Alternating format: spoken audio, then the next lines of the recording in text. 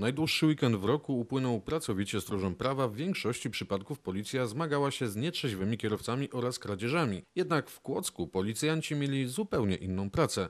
Musieli zamienić się w opiekunów i strażników dla zwierząt. Dlaczego? Ostatnio pełniłem służbę tutaj w Komendzie Powiatowej Policji w Kłodzku. Dostaliśmy zgłoszenie od Agencji Ochrony, że podczas ich interwencji na dzielnicy Kłodzka Ustronie, podczas ich przejazdu zauważyli oni dwa walczące koziołki.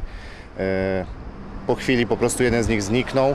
Jak ustalili, wpadł do starego kanału burzowego o głębokości około 2 metrów. Na miejsce pojechałem z kolegą.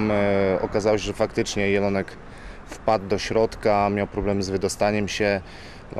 Ja tylko pomogłem razem z kolegą w wyciągnięciu go. Tak? Położyłem się na ziemi, złapałem za rogi, podciągnąłem za tułów i wyciągnęliśmy jelonka. Jak się okazuje, specyfika takiego zdarzenia nie jest niczym szczególnie nowym i zaskakującym dla policjantów w Kłodzku.